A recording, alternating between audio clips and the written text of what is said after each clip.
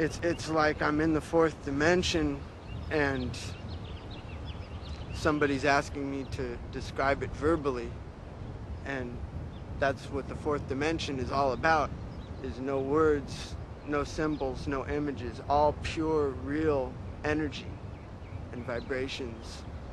And if I thought about how cruel of a world this is, I would probably just commit suicide after a while. If that was what I spent my energy thinking about, I would definitely not have any strength left to create music.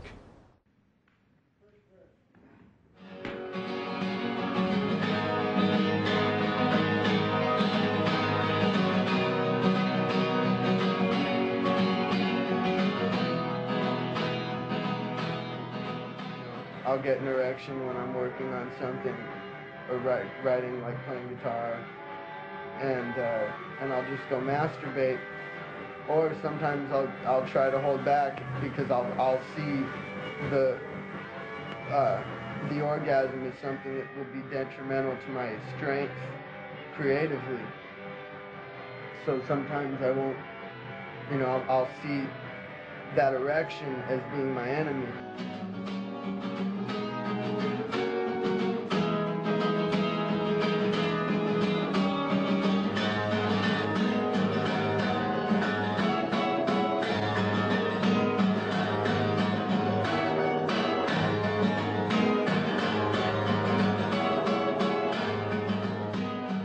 Being a Red Hot Chili Pepper is about being free and not being tied down to anything, not trying to fit into any mold or any style or any category.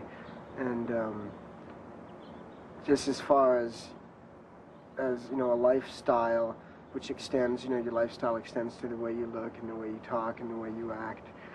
And anyone that would consciously apply any sort of rock and roll cliches to their life obviously would not fit into being a Red Hot Chili Pepper. And someone that just had a natural passion, love for music, and particularly a love for funk music, would be someone that could be in the Red Hot Chili Peppers.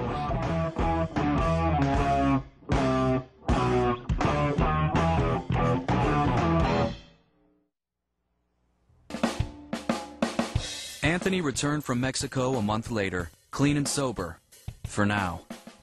And he and Flea were ready to put the band back together.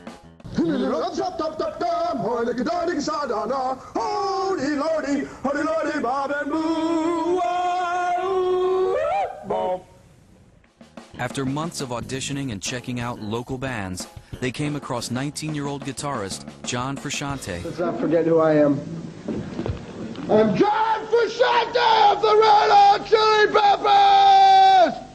He's a little bit younger than the others and was actually a fan of the bands.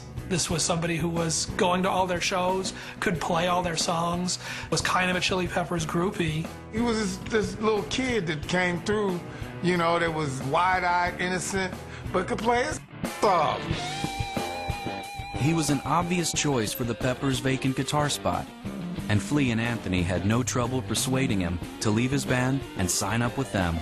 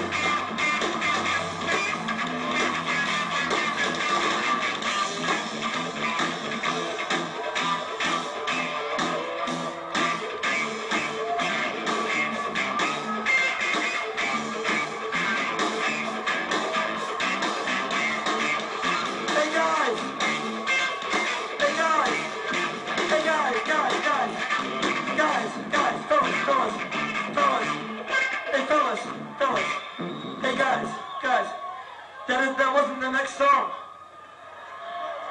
don't know where you were. What? Where you were, you crazy guy? Well,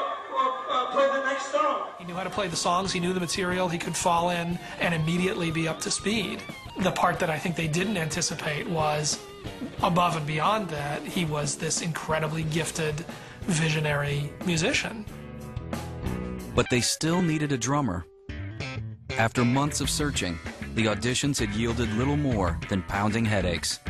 They were about to give up when Chad Smith walked through the door. So I knew, oh yeah, Chili Peppers, oh the guys with the socks on their dicks, and you know, and yeah, you know, and okay, that sounds kind of cool. Oh, great, they have a record deal?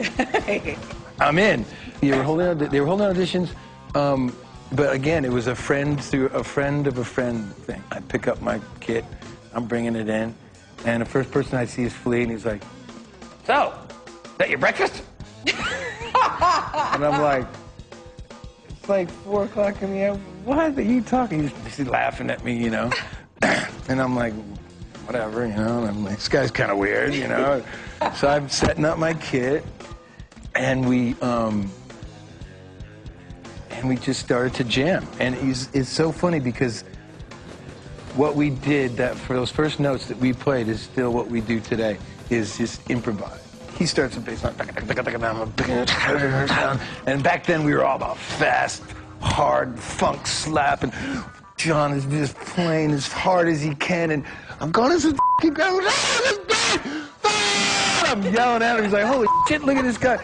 And I swear to God, John Frusciante was 18 years old, a guitar player, right? He had red mohawk, and I'm like this guy from the Midwest, I've got long hair and a bandana and like a Metallica t-shirt, and they're looking at me, because at that point it was like, how cool you looked, and you had to have the right haircut and the tattoos and all that, and I didn't, none of that, you know. And Anthony's laughing his ass off the whole time. We're just playing away, and he's just like, thought it was just the whole scenario was the funniest thing he ever saw. 3 months later, I was standing on the rocks in Malibu with a sock on my dick taking pictures for Spin magazine. I guess I'm in the band now.